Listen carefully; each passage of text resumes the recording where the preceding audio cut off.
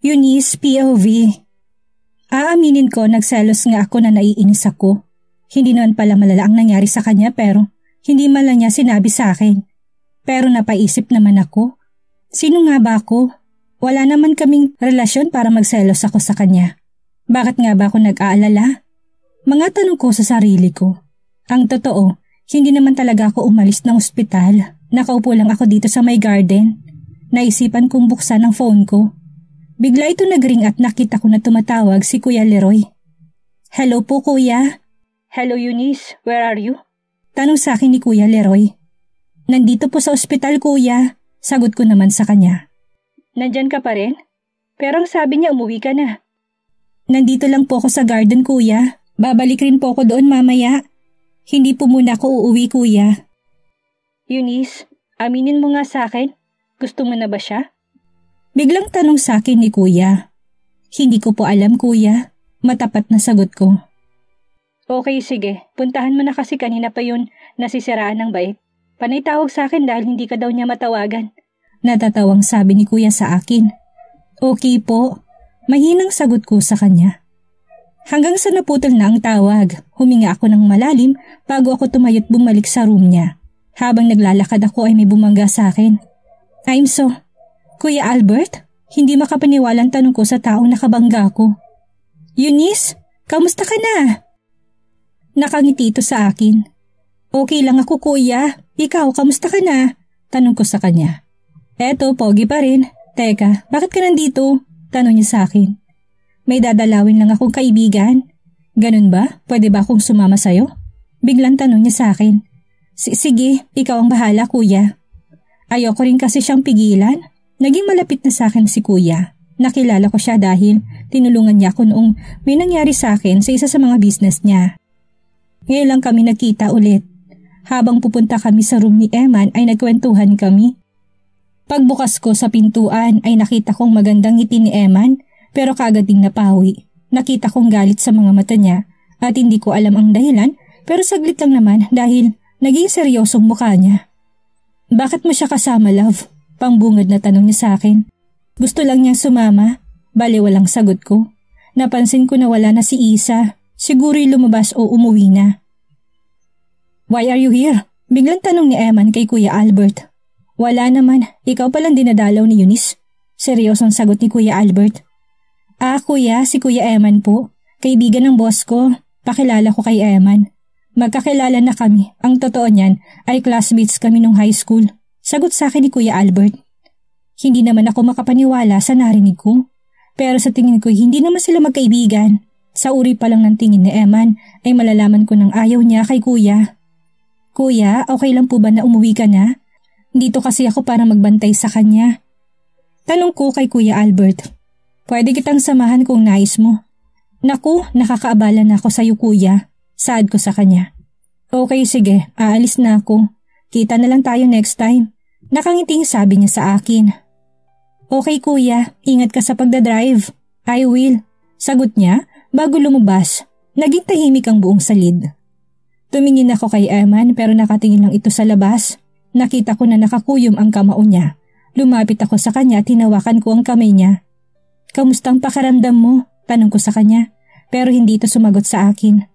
Galit ka ba? Kung galit ka uuwi na lang ako. Bakit mo siya kasama? Anong relasyon niyo? May relasyon ba kayo? Asawa?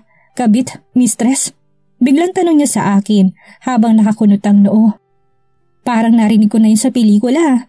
Hindi ko naman siya sinama. Siya lang sumama at wala kaming relasyon. Sagot ko sa kanya.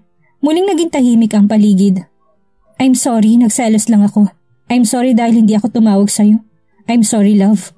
Biglang pag-amin niya sa akin. Kamusta ng pakiramdam mo? Pag-iiba ko ng usapan namin. Okay na ako dahil nandito ka. Nag-alala ko dahil bigla kang umalis. Umiwas ako ng tingin sa sinabi niya. Nahihiya ako sa naging asal ko kanina. Alam ko na mali dahil magkapatid sila, pero hindi ko maintindihan ang sarili ko. Bigla na lang ako nasaktan at nagselos. May kakaiba kasi sa tingin ni Isa sa kanya. Galit ka pa rin ba sa akin? Tanong niya sa akin. Hindi ako galit. May gusto ka ba? Nagugutom ka ba? Tanong ko rin sa kanya dahil ayokong mag-isip siya na galit ako. Ikaw ang gusto ko. Mabilis na sagot niya sa akin. Alam ko, Wala sa sariling sagot ko sa kanya. Matulog ka na, doon lang ako sa sofa, sabi ko sa kanya. Wala ka bang pasok bukas? Absent ako bukas. Nakangiting sagot ko sa kanya. Sorry dahil naabala pa kita. 3 days lang naman ako dito, aniya sa akin. Eman, bakit mo ako nagustuhan? Lakas loob na tanong ko sa kanya. Walang rason para magustuhan kita, sagot niya sa akin habang nakangiti ito. Kaya mo ba akong hintayin? Gusto kong malaman ang sagot niya. Kahit gaano pa katagal, love, basta hayaan mo lang ako. Hayaan mo lang ako na iparamdam sa'yo at ipakita sa'yo na seryoso ako. Hindi lang kita gusto dahil mahal kita. Mahal kita, Eunice. Seryosong gwapong mukha nito habang nagsasalita. Napalunok ako sa sinabi niya. Akala ko gusto lang niya ako, pero mahal na niya ako. Alam ko na malaki ang agwat ng edad natin. Almost 10 years at hindi ako sigurado kung magugustuhan mo ba ako. Pero susubukan ko pa rin. Dagdag pa niya sabi sa akin. Subukan natin, ligawan mo ko. Nakangiting sabi ko sa kanya. Really? Yes, ouch! Sigaw nito pero bigla ring dumaing. Sanang masakit? Nag-aalalang tanong ko sa kanya. I'm fine, love. Masaya lang ako. Thank you, love. Hinilan niya ako't niyakap. Niyakap ko rin siya. Masaya rin ako. Alam ko na parang kuya ko na siya. Pero age doesn't matter, kaya okay lang. Walang masama kung bibigyan ko siya ng chance. Ramdam ko na mabuti siyang tao. Sige na, matulog ka na, sabi ko sa kanya. Okay, love. Mabilis na tugon niya sa akin. Tinulungan ko siyang makahiga ng maayos. Hindi muna ako pumunta sa sofa. Hinintay ko muna siyang makatulog. Hindi ko mapigilan ang sarili ko na magustuhan siya. Aaminin ko, nagugustuhan ko na talaga siya. Pero may takot pa rin akong aminin ang tunay kong nararamdaman. Masyadong mabilis ang lahat at takot ako na mabilis din itong maglaho. Nang makatulog na siya ay lumipat ako sa sofa at dito ako matulog. Nagising sa ingay na nagtatawanan. Nang idilat kong mga mata ko ay nakita ko nandito na si Isa. Tumingin ako sa kanila, ang saya nilang nag-uusap. Pinapakain niya si Eman. Eto na naman ang puso ko, nakaramdam na naman ng selos. Good morning, love. Bati sa akin ni Eman. Good morning. Binati ko siya bago ako pumasok sa banyo para maghilamos. Nakangiti ito sa akin pagkalabas ko sa banyo. Ngumiti naman ako sa kanya pero nakita kong pag-iirap sa akin ni Isa. Bigla ko nahiya dahil hindi ako nakapagbihis ng damit ko. Love, may dinaan nga pala sa Leroy na damit mo. Biglang sabi ni Emma sa akin. Salamat, kamusta ng pakiramdam mo? Tanong ko sa kanya. Okay na ako, love. Magaling kasi ang nurse ko, sabi nito. May kumurot sa puso ko sa sinabi niya. Alam ko na si Isa ang tinutukoy niya dahil ito ang nag-aalaga sa kanya. Pwede na ba akong umuwi? Biglang tanong ko sa kanya dahil wala nang dahilan para manatili ako dito. Gusto mo na bang umuwi? Tanong niya sa akin habang may nakita akong lungkot sa mga mata niya. May kailangan lang akong gawin. Tatawag na lang ako sa'yo. Nandito naman ang kapatid mo. Siya nang mag-aalaga sa'yo. Pagsisinungaling ko sa kanya. Okay, love. Tawag ka kapag hindi ka na busy. Sige, aalis na ako. Sabi ko sa kanya. Ingat ka, love. I love you. Nakangiting sabi niya pero tanging ngiti lang isinagot ko sa kanya. Umuwi ako sa bahay. Nagulat pa si Ate Micaela dahil umuwi na ako kagad. Kaya wala akong choice kung hindi sabihin sa kanya ang totoo. Medyo pinagtawanan niya ako dahil halata daw na nagsiselos ako. Hapon na nagkalakas ako ng loob na tawagan siya. Hello, Eman? Kausap ko sa kanya. Pero si Isa ang narinig ko. Hello, sino to? Tanong sa akin habang mataray ang boses. Si Eunice to. Gising ba si Eman? Pakilala ko kay Isa. Katutulog lang niya. At pwede ba, huwag ka na tumawag sa kuya ko. Mas okay na huwag ka na magpakita pa sa kanya. Ikakasal na siya kaya hindi ka na niya seseryosohin. Hanap ka na lang ng iba, girl. Pagkasabi niya ikaagad niyang ibinaba ang tawag. Napatulala na lang ako dahil hindi ko inaasahan na yun ang sasabihin niya sa akin. Hindi ako dapat maniwala kay Isa. Alam ko naman na hindi totoo ang mga sinasabi niya. Nagbihis ako at nagpaalam kay ate na aalis ako. Ramdam ko na maldita ang Isa na yun. Ako ang puputol sa sungay niya. Wala akong balak na ipamigay ang pulis na yun dahil sinabi niya na mahal niya ako kaya panindigan niya. Love, hindi mo kapaniwalang tawag sa akin ni Eman. Kamusta ng pakiramdam mo, love? Tanong ko sa kanya. Nakita ko na nagulat ito pero ngumiti lang ako. Bakit ganyan ka makatingin sa akin, love? May dumi ba ako sa mukha? Tanong ko pa ulit sa kanya. Oo, wala naman, love. Nautal na sagot niya sa akin. Isa, pwede ka nang umuwi. Ako na mag-aalaga sa boyfriend ko. Nakangiting sabi ko sa babaita. Habang ang katabi niya ay parang naingkanto. Hindi pa naman kayo sabi pa nito sa akin. Oo, kanina, pero ngayon kami na. Kasi sinasagot ko na siya. Eman, sinasagot na kita, love. Nakangiting sabi ko sa kanya na may kasamang lambing. Napaubo pa ito dahil hindi niya siguro inaasahan ang gagawin ko. Sorry Isa, pero hindi mo ako matatakot, saad ko sa sarili. Isa, umuwi ka na. Si Eunice na mag-aalaga sa akin. Sabi naman ni Eman kay Isa gamit ang seryosong boses. Pero kuya, pwede naman kaming dalawa diba? Nakakainis na marinig yun mula sa kanya. Pwede rin ako lang. Alam ko naman na pagod ka na, kaya ako na mag-aalaga sa boyfriend ko. Para mamahinga makapahinga ka na. Sabi ko sa kanya dahil naiinis na talaga ako. Isa, tawag ni Eman sa kapatid niyang hilaw. Okay kuya, sabi nito bago lumabas sa silid. Nang makaalis na ito'y kaagad akong tinanong ni Eman. Bakit mo ginawa yun? Tanong ni Eman sa akin. Mukhang alam niya na hindi ako seryoso sa mga sinabi ko. Wala lang, trip ko lang. Baliw lang sagot ko sa kanya. So pinaglaruan mo lang ako? Pinaasa mo lang ako? Nahihimigan kong inis sa boses niya. Hindi ka pa nga nanliligaw tapos gusto mo tayo na? Sagot ko sa kanya. Ikaw naman na nagsabing tayo na hindi ba? Tapos pinaalis mo pa yung kapatid ko. Hindi ka nga makaalala sa sinabi mong tatawag ka. Tumaas na ang boses niya ngayon. Hindi ko inaasahan na sasabihin niya yun sa akin. Medyo nasaktan ako sa paraan ng pagkakasabi niya. So galit ka? Dahil pinaalis ko siya? Pwede naman siyang magstay pero ikaw mismo nagpaalis. Kung ako rin kaya umalis na rin sa buhay mo. FYI, tumawag ako. Pero mabait mong kapatid na hilaw ang sumagot. Gusto mong malaman kung ano sinabi niya? Pero wag na pala dahil baka hindi ka lang din maniwala sa akin. Siguro nga mas maganda na huwag ka na lumapit sa akin o magpakita pa. Humanap ka na lang ng iba. Sabi ko sa kanya bago ako lumabas sa silid niya. Nasaktan ako pero pinilit kong maging okay. Habang naglalakad ako sa hallway ay nakita ko si Isa na parang may hinihintay. O bakit iniwan mo ng boyfriend mo? Akala ko ba ikaw ang magbabantay? Hulaan ko nagalit si kuya kasi pinapaalis mo ko. Natatawang sabi niya sa akin. Sa'yo na yung kuya mo. Alagaan mo, total matanda naman yun. Siya lang naman ang lapit ng lapit sa akin. Galingan mo, alam ko naman na may gusto ka sa kanya. Magsama kayo. Pagkasabi ko ay kaagad akong pumunta sa sakayan ng jeep. Masamang loob ko habang nasa biyahe. Huwag na sana talaga siyang magpakita sa akin. Buwisit siya. Kung alam lang niya ang mga sinabi ng kapatid niyang hilaw, magsama silang mga pasneya. Miss, maawa ka naman sa payong. Nagulat ako dahil biglang nagsalita ang katabi ko. Naku, pasensya na po kayo. Hingi ko ng paumanhin dahil hiyang-hiya ako. Naawa rin ako sa payong dahil napunit ko na pala to. Pagkadating ko sa bahay ay dumiretso kagad ako sa kwarto ko. Kinuha kong phone ko sa sling bag ko. Wala akong natanggap na text mula sa kanya. Okay lang, mas maganda nang wala. Kagad kong pinindot ang block sa social media at sa number niya ay nakablock siya. Pinuputol ko ng lahat sa amin kahit na wala naman kami. Oo, hinalikan niya ako. Mabubura pa yun. Kinabukasan ay maaga akong pumasok sa OJT ko. Pinilit ko maging okay kasi pilit kong kinukumbinsi ang sarili ko na hindi ako apektado ay nagmumukha akong sinungaling. Tandaan mo Eunice, hindi naman naging kayo. Hindi naman masakit, parang kagat lang ng langgam. At isa pa, babaero yun at sinungaling. Kausap ko sa sarili ko. Eunice, okay ka lang ba? Tanong sa akin ni Ate Cindy. Okay lang po ako ate, sagot ko sa kanya. Para kasing galit ka. Kung may problema ka pwede mong i-share sa amin. Nakangiting sabi sa akin ni Ate Cindy. Hindi naman talaga ate problema. Naiinis lang talaga ako pero okay lang ako, promise. Nakangiting sabi ko sa kanya.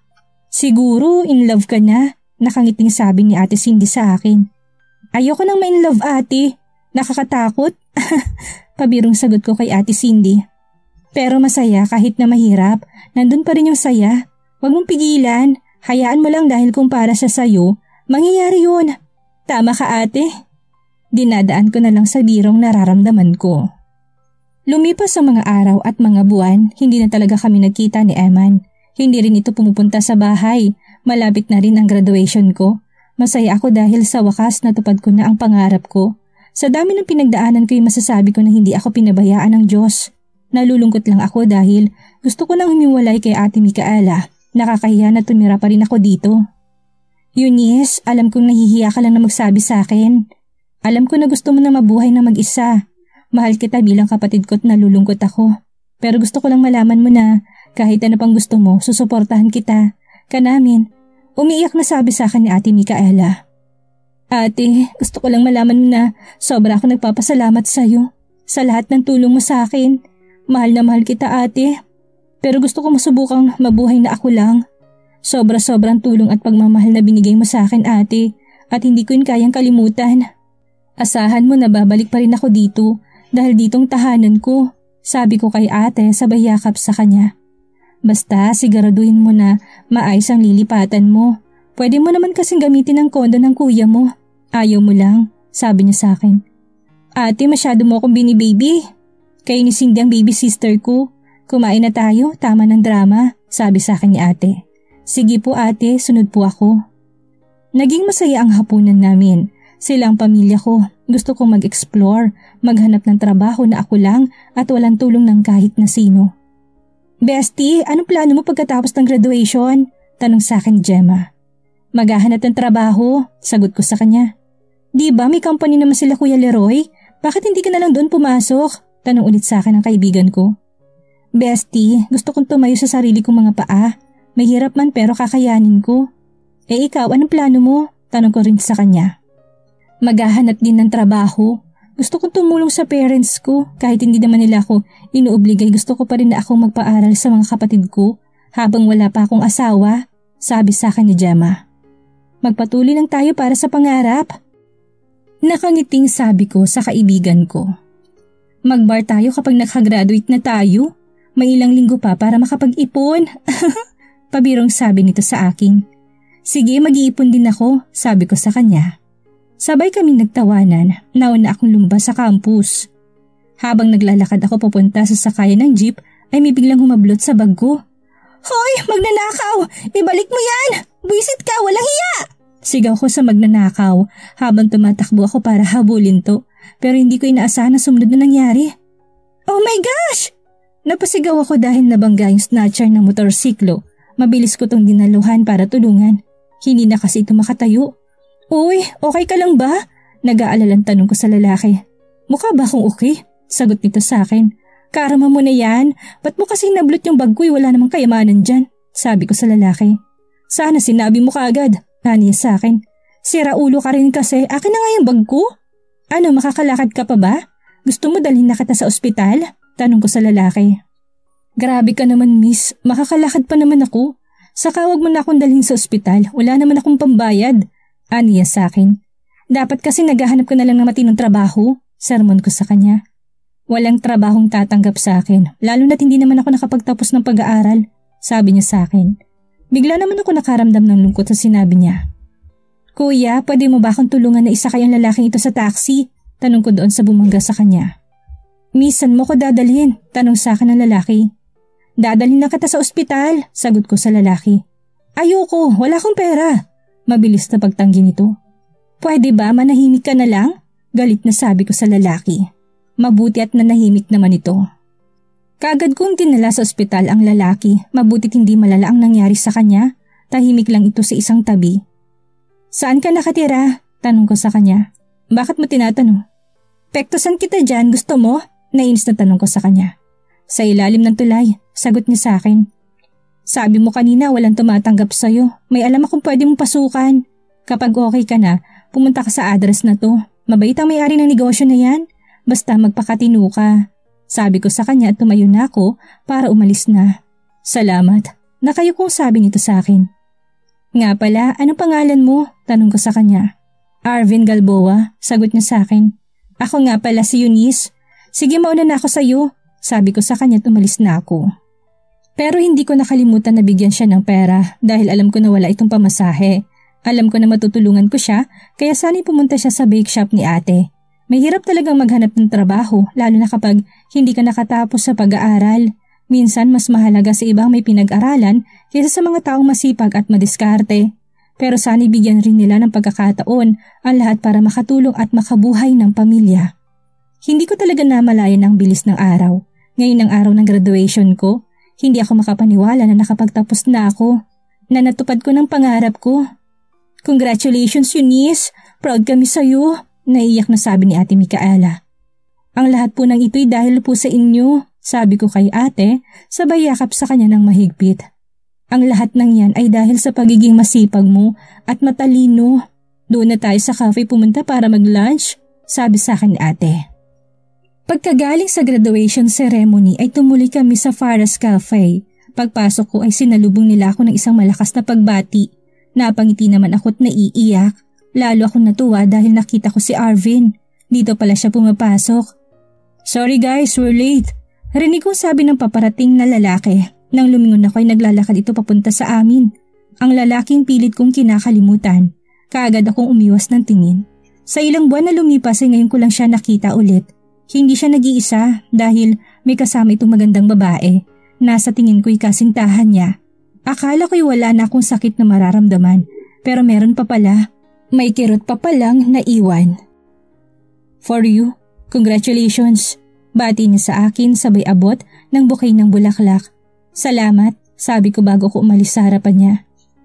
Arvin, tulungan na kita. Nakangiting sabi ko kay Arvin dahil marami itong hawak.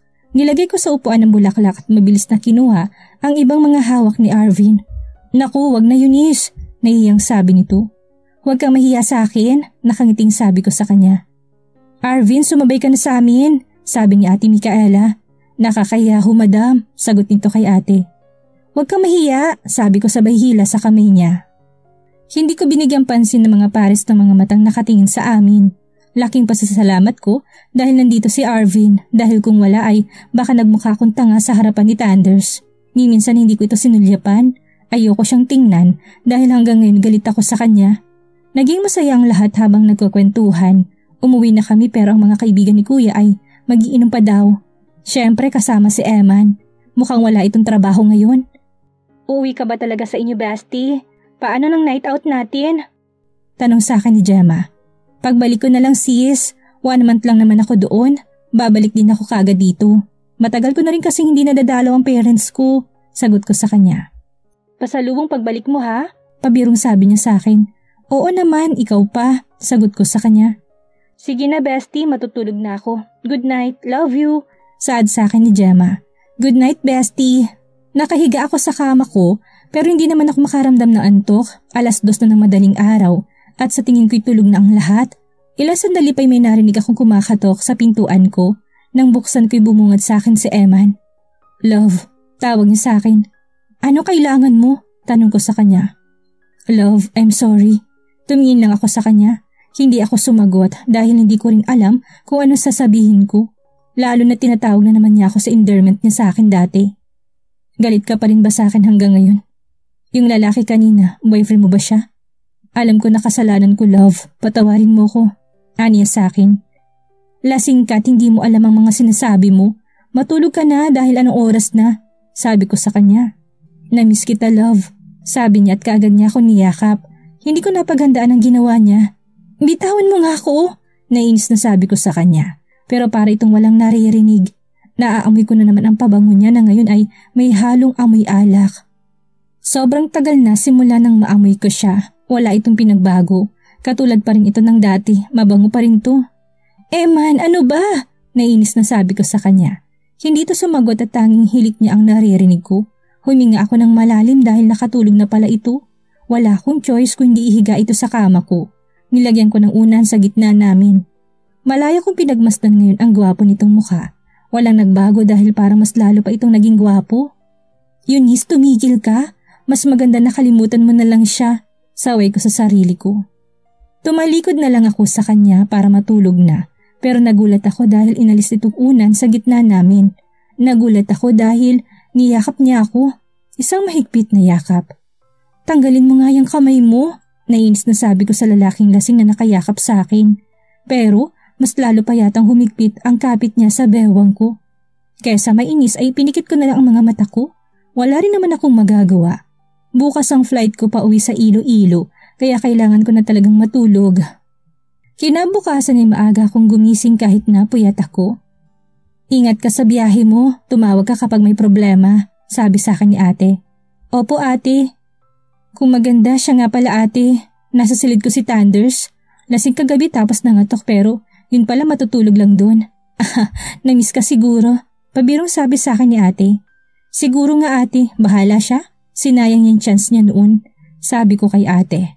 Hayaan mo siya, natatawang sabi ni ate. Hinatid ako ng driver sa airport. Halos maiyak ako nang nakalapag ng eroplano sa Iloilo. Sobrang namiss kong lugar kung saan ako lumaki. Una kong pinuntahan ang libingan ng mga magulang ko. Ma, pa, graduate na po ako. Ang saya ko po. Pero malungkot din po ako dahil wala kayo sa tabi ko. Sana masaya kayo habang umaakit ako kahapon sa stage. Alam ko't ramdam ko na naroon kayo. Mahal na mahal ko po kayo, mama at papa. Kausap ko sa puntod ng mga magulang ko. Hindi naman ako nagtagal sa sementeryo. Umuwi ako kagad sa bahay ko. Pagpasok ko'y madami ng alikabok dahil na rin sa walang nakatira. Nagbihis ako ng pambahay at nagsimulang maglinis. Hindi ko namalay na hapon na pala. Naging abala ko sa pag-aayos at paglilinis ng buong paligid. Nang sumapit ang gabi, nagluto ako ng hapunan ko. Nang may narinig akong kaluskos sa labas, nang buksan kong pintuan, ay hindi ako makapaniwala sa nakikita ko. Ano kaya nakita ni Eunice? Ano kayang gagawin ni Eman para masuyo si Eunice? Yan ang ating aalamin sa susunod nating kabanata.